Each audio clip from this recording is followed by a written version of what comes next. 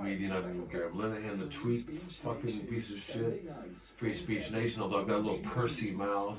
Like I never fucking open my mouth. Well, I act like I've got Mick Jagger lips or something. Little pursy pert mouth. The journalist, more like fucking Todd Browning's Freaks. Yeah. Good morning, I'm the thing that's supposed to represent a woman in this fucking panoply of shit. That's right, we're not all bad. Some women are good. Some women serve their men like this fucking clown right here, and that clown, and this clown, and these fucking Edinburgh assholes, and that Louis Schaefer fucking loser. And you know, yes, I don't have any work, but at least I did it my way, motherfucker. Here are these three fucking geriatric cocksuckers. Atrophied minds. Hello! I said that, I'm Jacob Rees-Mogg, and here am I quietly bobbling around and bubbling around. There's a tractor, oh what ho! What ho! Sitting down, framed photographs, and there's a hairy man, but that's kind of, I dig it. West kit on, I've got my West kit and my garter hose, and my little old pup there on my side as a prop. Sexy music. To delude you. Are you deluded by our sexy music? I'm Popcorn Head. And in the Popcorn Head news tonight, 4 Popcorn Head people were shot outside Berlin for looking like pieces of popcorn.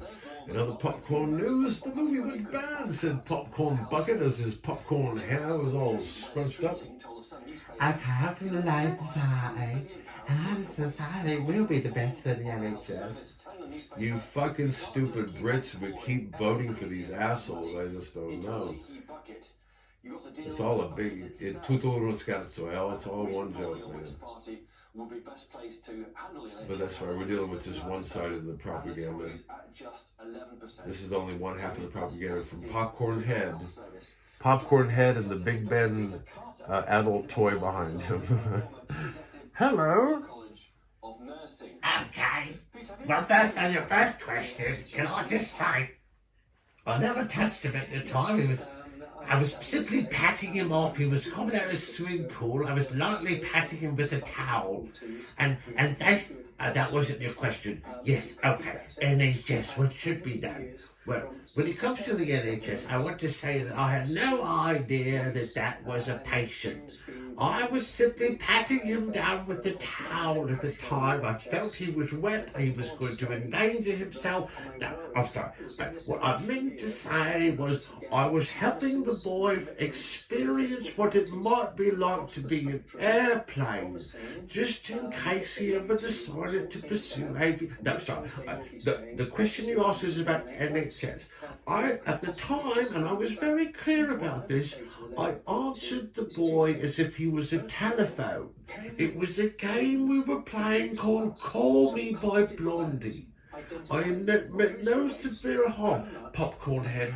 And you know, my son is a big fan of your show, Popcorn Head and Rin Tin Tin. And I hope you get together with Wooly again and the Bruins.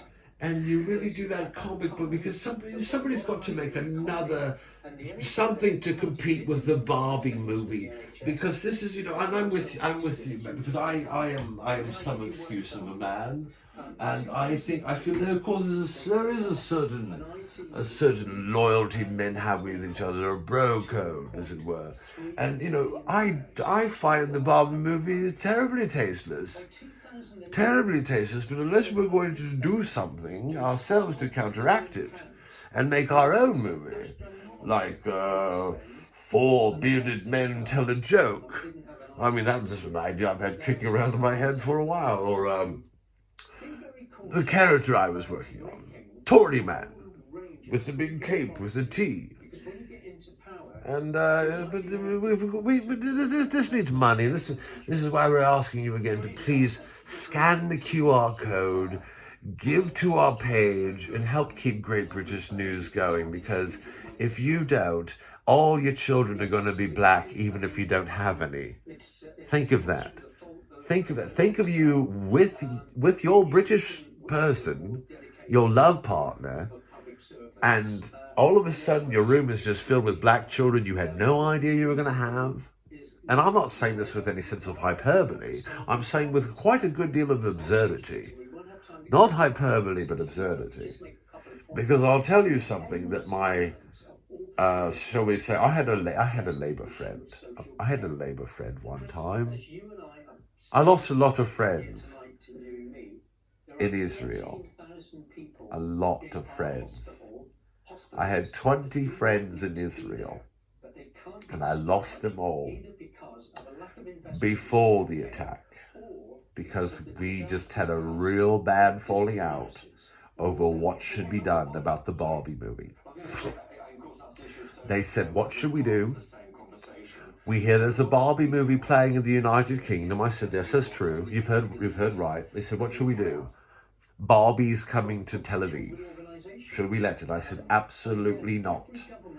Every upstanding Jewish girl that you have living in Tel Aviv is going to become a rabid whore if she watches this movie. That's what this movie's about.